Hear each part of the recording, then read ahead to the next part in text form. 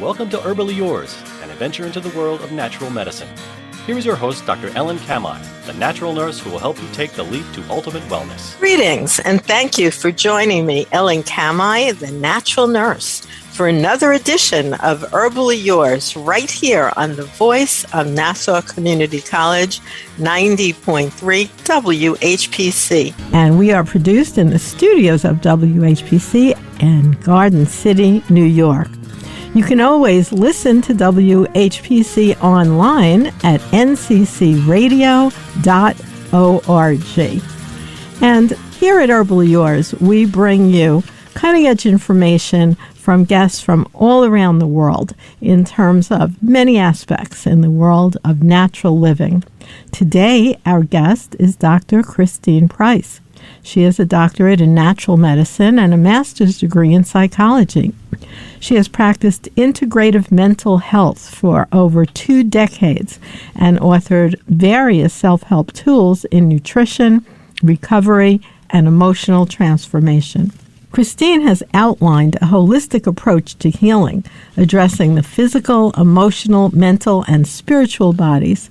She has also developed modalities for holistic healing, including the complete EFT method and quantum wholeness meditation. And we're going to talk to Cristine about all of those things and also her beautiful ebook, 4 Bodies, 4 Medicines. And you can find all of that at CristinePrice.com. And there's no H in Cristine, which you'll find out if you go listen to our show on the archives, because we always have links. So thank you so much for joining us today, Cristine. Thank you. I'm excited to be here. Now, did you say that you developed the EFT method? The complete EFT method, it is a version of emotional freedom technique. So I was trained in EFT with Gary Craig back at, it's been almost 20 years now. So when people didn't know what tapping was. Okay, well, you're laughing, but I would say probably almost everyone in our audience does not know what tapping is, and also never heard of EFT either. So let's backtrack a little, 20 years for you, but maybe something brand new for some in our audience. What is EFT, and what are you referring to when you say tapping? That is a great question. So let me kind of outline the 4 bodies, if that's okay, because this is a solution for the second body. So I think sometimes we assume the body is the body based on the physical being. And in Western medicine, that's kind of the case. Western medicine goes back to delving into anatomy and physiology, and they actually used cadavers in the classroom. There was literal classrooms filled with cadavers, right? So that's the physical body. Oh, wait, and let me just interject, and still are. And still are using, the physical body to search out who we are, what we're made up of, which that is important. However, what's missing in the physical, like in the cadaver, what's missing? Some might say the chi, the prana, the life force energy. Okay, and so that takes us to the Eastern model, right? So in Eastern medicine, they're using things like acupuncture and Ayurvedic medicine based on, the energy body. You hear of chakras sometimes, the auric field. And so all of those aspects of us make up what I refer to as the second body, or the vital body. And that's also a term used by Amit Goswami, who was one of the professors at Quantum University that I studied. So understanding the vital body is important in understanding EFT. And emotional freedom technique is based on the idea that we're tapping on energy meridian points, and the same types of points that you'll see in a map of traditional Chinese medicine and acupuncture. One of the reasons those techniques are so interesting is because they were developed many thousands of years ago, before we had the Western model of understanding physiology. And yet, when we even evaluate those kinds of healing techniques, they are amazingly effective to this day, and they are also pre-symptomatic and non-invasive. Yes, truly. Yeah, in my studies, I learned that it wasn't until the 70s or 80s, I believe maybe the 70s, Richard Nixon was president at the time and had taken a trip to China. And this was in the early days when China finally opened their doors to America. And while he was there, I believe it was his reporter got appendicitis. And during this appendicitis attack, there were no anesthesia. So it was actually acupuncture that allowed him to, to undergo the process of surgery to have his appendix removed. And so he was actually conscious, can you imagine, during this surgery. And when he came out, the recovery time was shorter, all these benefits had happened. And that is what opened the door to Eastern medicine in the U.S. Wow, fascinating. Because he was a reporter. I have never heard of that before. You've never heard that story? No, isn't that great? But, it is true, though, because something must have initiated the fact that actually acupuncture, which still cannot be fully explained through Western techniques, is really widely accepted and even covered on some people's health insurance at this point. So that might have been the turnaround point that brought that into the United States. Yes, it was a pivotal time, like a transitionary point in time where things started to open up. So, yeah. Well, that's really interesting. So you talk about 4 bodies in your beautiful book, which is actually called 4 Bodies Medicine. 4 medicines, yeah. So we talked about 1 and 2 a little bit. Yes, energy medicine is a medicine, and so acupuncture is a version of that. Emotional freedom technique is a tapping technique that releases emotional emotional energy. And so I have heard it said emotion is energy and motion, kind of like the E from, physics. And so emotion is energy. And I think what is missing in mental health specifically is more discussion about emotions. So I'm finding, like, in my training, I was trained in the psychology department. There was a ton so I have a master's in psychology. There was lots of information about cognition, a lot of pathology focus, about what is mental illness, how do we define it, how do we measure it, intellect. I studied, I was trained to give IQ tests and almost no discussion on emotions, other than to say, all right, we have this thing called, emotional behavioral disorders. So my study was in school psychology. So I was looking at our youth, and they looked at emotional disorders, but they didn't train us in emotional intelligence. So that was not something that was accepted. And still to this day, I don't know how often emotions are addressed in formal training.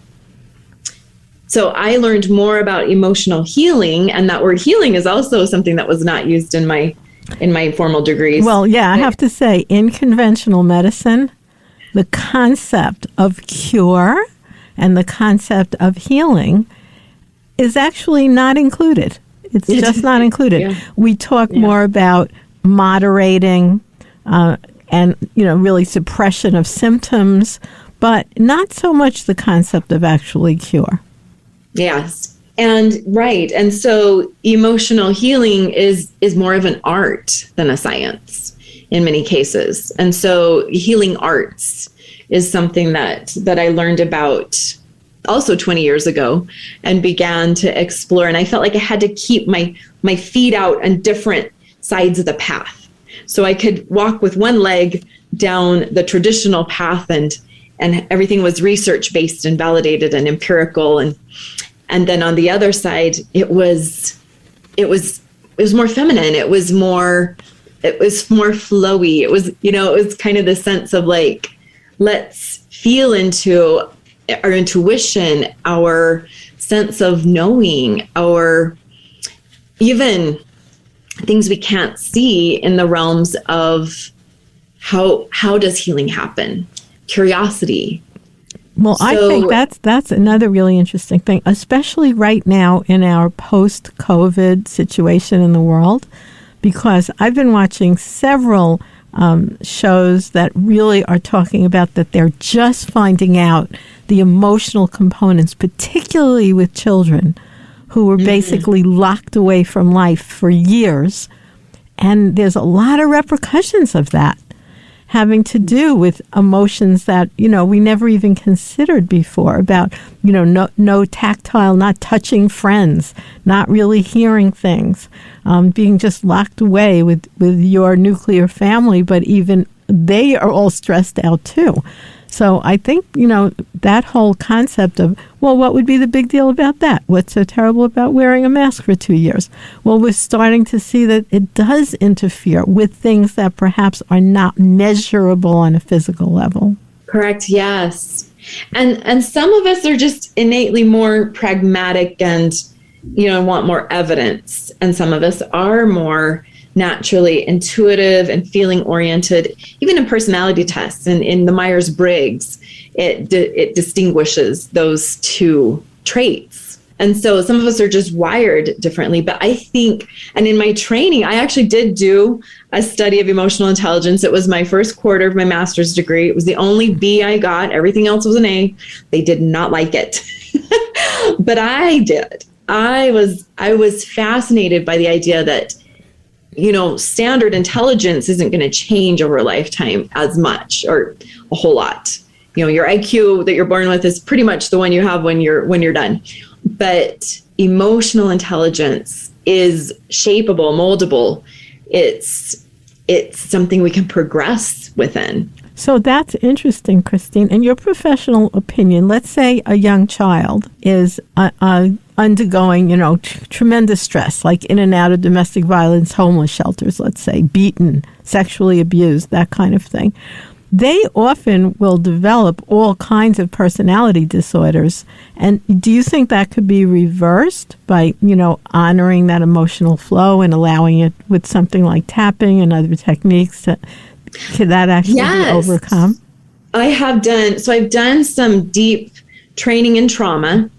I did get certified in EMDR, the eye movement desensitization reprocessing, that is quite common now. Most of the time when, and I was trained in that in 2009, but in the last 5 to 7 years, the clients coming into my private practice were asking for it. So it has become much more mainstream. And that was a good training, and it has, it had impact on even the physiology that accompanied some of the trauma. So very much a healing technique. I also was trained in brain spotting, which some people have heard of, that works with the neurological pathways tied to traumatic events. And both are fabulous practices that have some, empirical data behind them and are strong. There are things that, and I still have talked even recently to students coming out of master's programs, and they're not trained in trauma therapy. So most people coming out of a graduate degree don't have trauma therapy training. It has to be a specialization, and it's not for everybody. Well, I have heard of EMDR. I have heard of tapping, although many of our listeners perhaps never have, but I never heard of brain spotting. What is that about? Brain spotting is a next level EMDR. It was developed by someone who had EMDR training and, a master in the field. And it also works with the eyes. So the eyes tend to be like what they say, the window of the soul. There's some connection to the neurology and emotional information.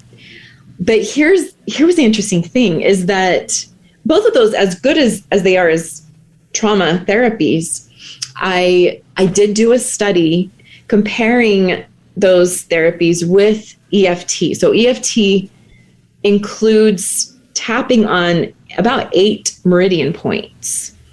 The complete EFT method includes some breathing components and a few little additional things that I learned in the last 20 years and incorporated into this specific technique. And it's very much protocol based, which is the same with brain spotting and EMDR, that it's nice to have a standardization of some sort.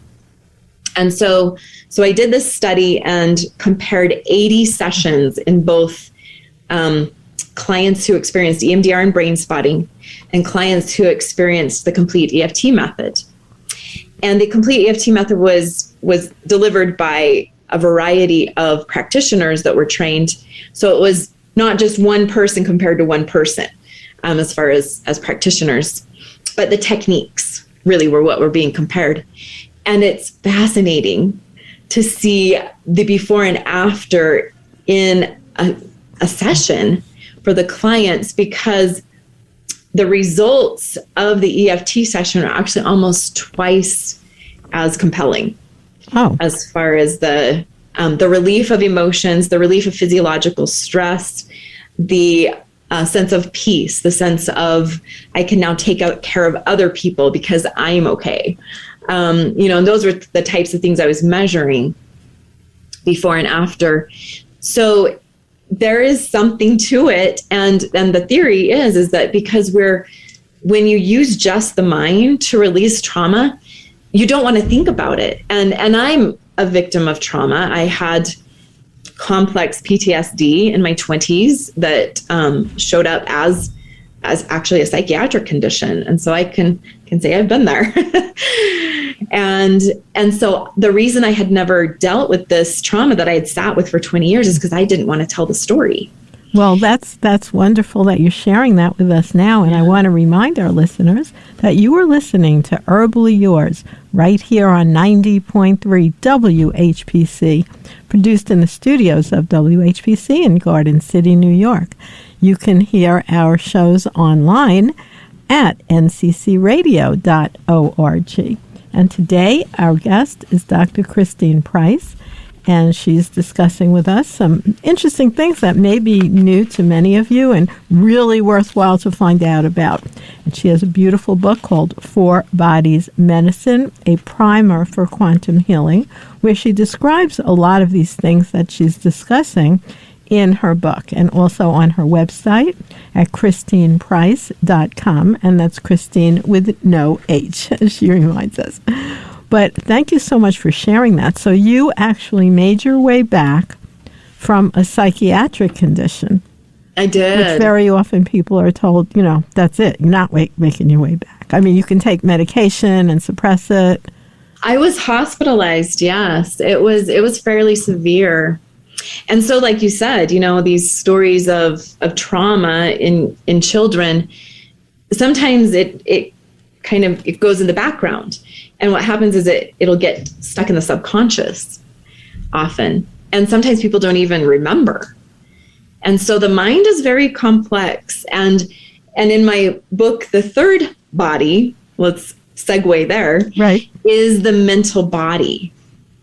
So if you think about positioning, the physical body is very much concrete. It can only be here and now, right? Can you physically be in the past? No. Can you physically be in the future? No. The energy body is kind of a bridge, but the mental body, it can be all over the place, can't it?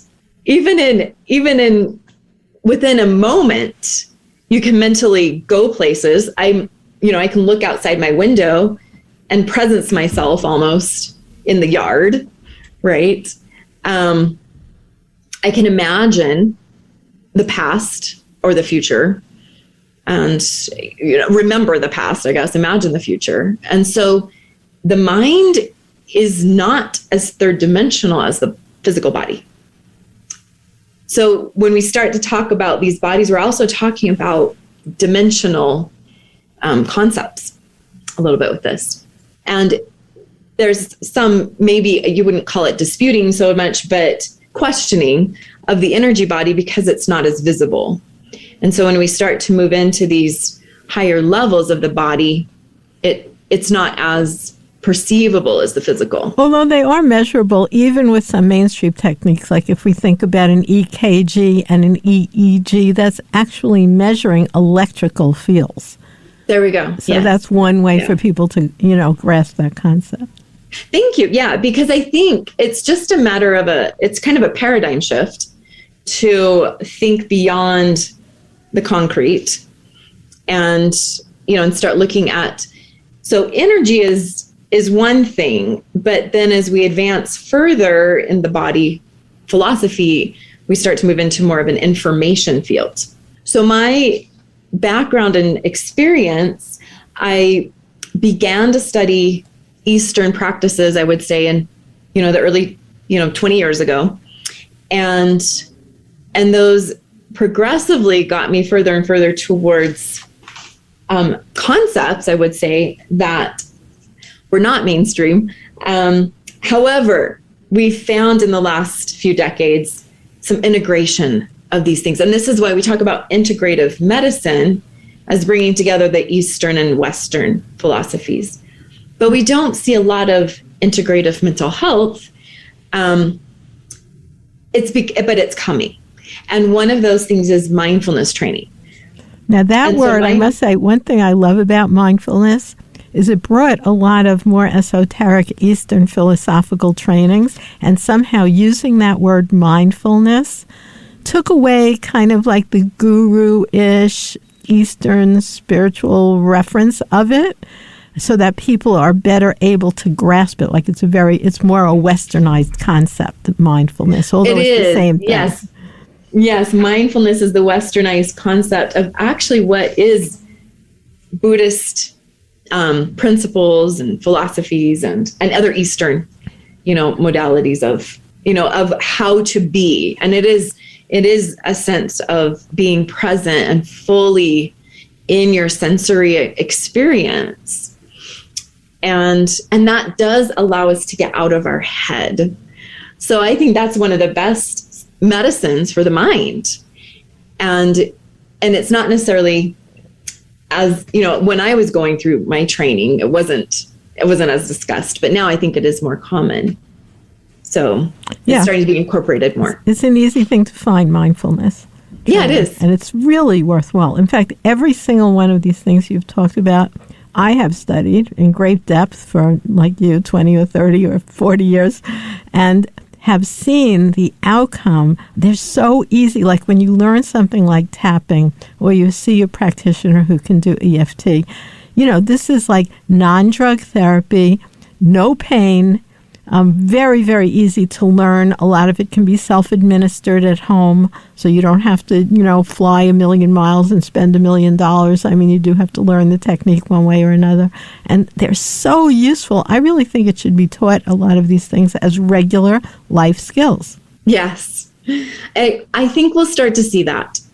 And I'm doing what I can to get it out there. Obviously. Right. So the book is beautiful. So we do want to just touch on the fourth body, since your book is 4 bodies and 4 medicines. So let's just touch on the fourth body. Let's do that. So just a segue there. My background, I began to study meditation as a practice, and there's some great practices out there, Buddhist style meditation, transcendental meditation. But I was drawn to the quantum world very early on in this. And I was shown some ways that the quantum sciences and meditation correlate. And there's quite a bit out there actually correlating those two. In fact, the Maharishi Mahesh, who brought us transcendental meditation, was actually a quantum physicist. And so there's a lot of crossover in some of these Eastern principles and the quantum sciences. So the training I received in Quantum University, it came to me as a very clear path forward. And it was around that same time I began to develop a style of meditation that I've now researched and named quantum wholeness meditation. So in my experience of using quantum wholeness meditation, I believe it allowed me to get out of my limitations as far as the mind is what creates our limits, really, and move into more of what would be a spiritual medicine. So the fourth body could be called the quantum body, quantum medicine, and some people might call it the spirit body, spirit medicine, spiritual medicine. So there's so much there. It's hard to even find one avenue to follow as we start to look at all the possibilities, because that is really what the quantum realm is about, is infinite possibility. Well, it's amazing when we look at your table of contents in your book, and in the quantum body, quantum medicine chapter, you have things, we're just going to have a chance to throw out these words for people's curiosities, like the 0 point and unified fields, the morphogenic field, quantum superheroes, frequency formulas. And so there is so much there that would fit in to many different kinds of healing paths that people might be on. Absolutely. And, and I've been able to continue to use the research methods that I do appreciate from my psychological background to say, let's measure this. Let's look at the outcomes and the results and quantify some of what we're doing so that we can strengthen it and integrate it with the best of both worlds. Really, really interesting work. So just briefly, tell us what frequency formulas are. Oh, yes. Those are fun. So frequencies are information, and it's similar to a homeopathic approach where you can't actually find the original material. A lot of times by the time a homeopathic has been strengthened, every time you strengthen a homeopathic, you actually have less of the physical property that it began with and more of the energetic or the informational level.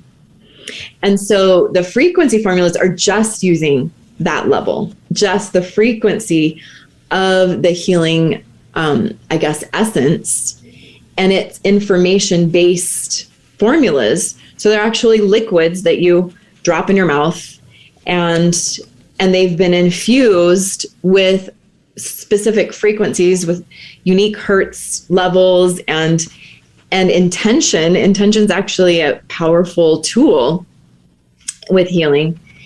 And so there's some that are developed for, specific issues, and there's some that are designed for mental health. I've seen some incredible results using them for people with chronic depression or even, and this is where it gets really interesting, even personality disorders. When we talked about the personality, what do you do to treat a personality disorder? It's a lot of times it's so pervasive that there's limited, solutions there. Well, so true. And people can definitely visit your website to find out more. And that is Cristine, Cristine, Price.com. Thank you so much for being our guest, Dr. Price. And thank you so much for joining us for another edition of Herbally Yours, produced and today actually right inside the studio of Nassau Community College. WHPC at ncc.edu is where you can email us, and you also can listen to all our shows at nccradio.org. I'm Ellen Kamhi, and you can contact me at naturalnurse.com. Until next time, hope that you stay healthy.